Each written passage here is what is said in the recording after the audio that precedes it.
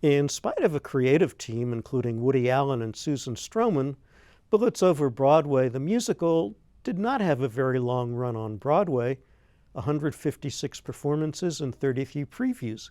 The recent touring production had an even shorter run at the Peabody, just one performance.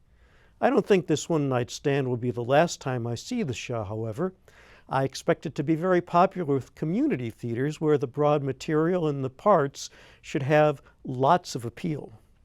The musical is based on the 1994 film of the same name, whose screenplay Allen wrote with Douglas McGrath. The setting is New York in the late 1920s, where playwright David Shane is committed to directing his new play himself.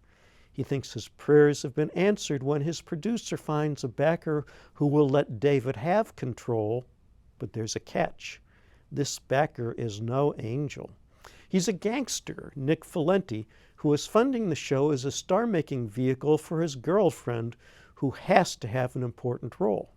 She's Olive Neal, a variation on Miss Adelaide from Guys and Dolls, who aspires to higher places than her talents will take her.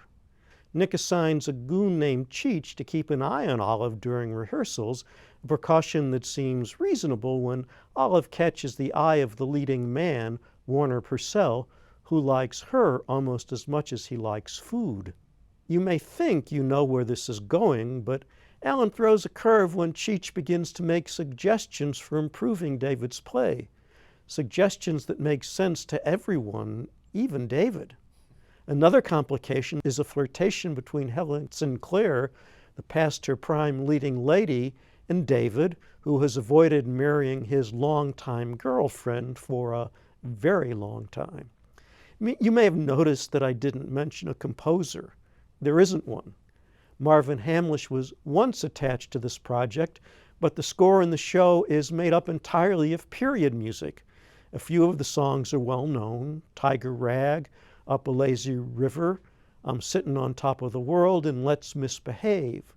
All of the songs are seamlessly integrated into the show, thanks to arrangements and additional lyrics by Glenn Kelly.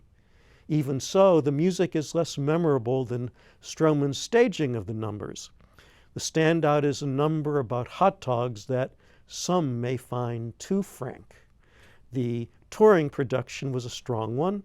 Stroman's lively Broadway staging was recreated impressively by director Jeff Whiting and choreographer Claire Cook.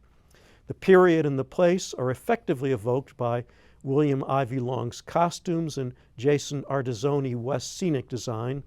David was played by Michael Williams, a recent graduate of the Webster Conservatory, who convincingly projected the character's obsessions and insecurities without resorting to imitation of his creator.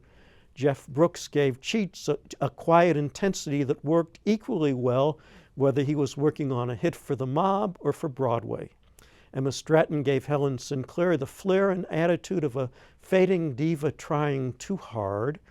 A martini with Gemma Jane's olive would not be dry, but it would be very refreshing. Michael Corvino was a formidable presence as the gangster Nick, and Brady Allen Czar had fun portraying the various appetites of the leading man, Warner. Let's hear a little of the music and see some of the dancing in Bullets Over Broadway. Ain't nobody's business, ain't nobody's business if I do.